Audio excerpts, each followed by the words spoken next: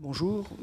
Mesdames, Messieurs, merci tout d'abord pour l'honneur que vous nous faites, je dis nous, puisque l'Université euro-méditerranéenne et le groupe INSA que je représente, de vous présenter un projet très concret. J'attends que le PowerPoint démarre.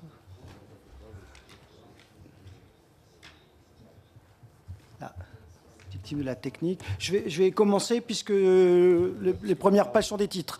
Donc, l'Université euro-méditerranéenne de Fès, qui est bien connue, je dirais, d'un certain nombre d'acteurs dans la salle, a eu l'opportunité d'échanger dans le cadre de Dialogue 5+5 avec un certain nombre d'acteurs euro-méditerranéens, dont le groupe que je représente, à l'initiative du ministre de l'Enseignement supérieur du Maroc, M. Daoudi, qui a rencontré un certain nombre de ses homologues il y a maintenant un peu plus de 2 ans.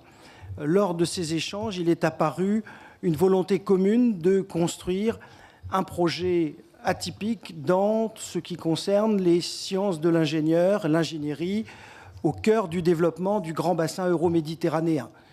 Force est de constater qu'on peut trouver des ingénieurs européens, mais qui ont une certaine difficulté à appréhender, je dirais, toute l'activité qui relève du bassin méditerranéen sud, et réciproquement, et qu'il était important d'aider à la construction de parcours où des étudiants issus des différents pays de ce bassin, mais bien au-delà, puisqu'il n'y a aucune raison d'interdire à tout étudiant du monde entier de pouvoir venir s'installer, puissent venir au cœur de l'université euro-méditerranéenne dans la création de ce nouvel institut. Donc j'avais un joli PowerPoint, mais enfin bon, il ne passe pas, qui vous montrait voilà, qu'à partir de septembre 2014, nous allons lancer officiellement cet institut international des sciences appliquées, et qui présente un certain nombre d'originalités. La première originalité, c'est d'abord que les étudiants sont bien installés au cœur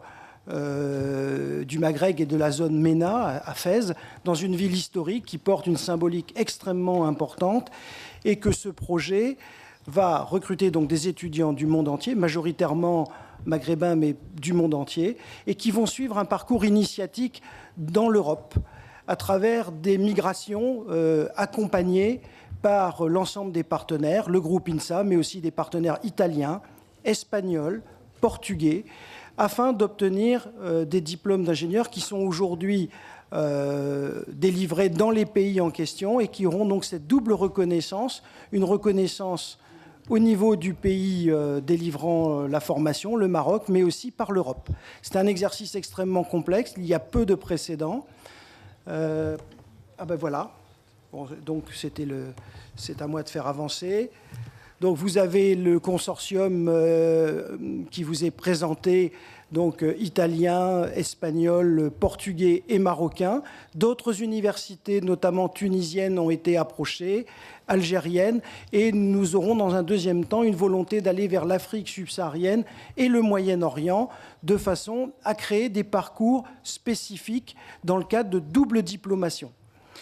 L'Université euro-méditerranéenne porte une vision d'ambition, l'union par la coopération et le partage du savoir, une excellence de l'innovation, c'est facile de le dire, mais il y a une véritable ambition, et aussi ce qui a été dit par les personnes précédentes, un respect très fort de l'accueil des hommes et des femmes qui constitueront aussi bien les étudiants que les forces vives de cet institut, avec un fort accent donné à la compréhension des cultures de la Méditerranée. Le professeur à ma gauche, qui interviendra tout à l'heure, vous présentera un ouvrage remarquable sur la connaissance, l'histoire de ce bassin méditerranéen. Il est important que les ingénieurs soient conscients de l'espace dans lequel ils auront à travailler soit respectueux de cet espace et de cette complexité. Donc c'était le consortium. D'autres structures sont déjà en passe de nous rejoindre.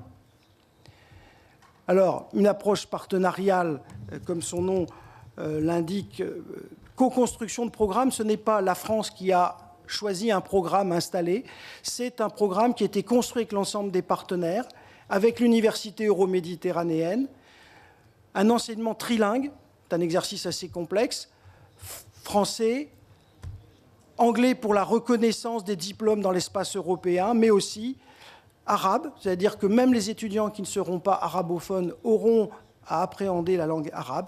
Et pour tous les étudiants qui voudront faire un double diplôme avec un des partenaires, auront à appréhender en plus soit l'espagnol, soit l'italien, soit le portugais, ce qui est quand même une ambition relativement forte pour une formation d'ingénieur. Donc ce que j'ai évoqué, l'appréhension de la complexité des cultures, une approche aussi pédagogique très poussée, utilisant les meilleurs standards du monde entier, notamment dans les technologies de l'information et de la communication, avec l'accentuation de la capacité de l'auto-apprentissage, donc la promotion de l'égalité des genres, et aussi tout ce qui relève du développement durable. Pour de futurs ingénieurs, ça doit être vraiment dans le code génétique de ces futurs ingénieurs. Bon, le campus, le concours a lieu actuellement, donc sur les 57 architectes qui ont déposé un dossier venu du monde entier, 20 avaient été présélectionnés, et lundi, les 5 finalistes auront à plancher pour la réalisation de ce futur campus. Donc 3 pôles de formation, mais je pense que ça c'est relativement peu important. Pardon, parce que j'avançais sur mon ordinateur, mais j'avais oublié que ce n'était pas synchro. Donc ça c'est relativement technique. Voilà, je vais plutôt répondre aux questions s'il y en a ultérieurement. Et l'effectif, c'est quand même important, c'est près de 400 ingénieurs qui à terme seront formés, un nombre de doctorants significatif. Quand on connaît le nombre d'ingénieurs formés dans le bassin, ça peut paraître une goutte d'eau, pas du tout, c'est relativement important. Ils seront les ambassadeurs peut-être des futurs ingénieurs, et les coopérations qui seront établies avec les autres pays permettront de générer, entre guillemets, des projets similaires. Nous étions hier en discussion avec un pays du Golfe et puis avec l'Afrique subsaharienne. L'idée, ce n'est pas de rester figé, mais vraiment ouvert, la porte d'entrée, comme l'a été la première université de Fès. On veut retrouver cet aspect historique. Merci.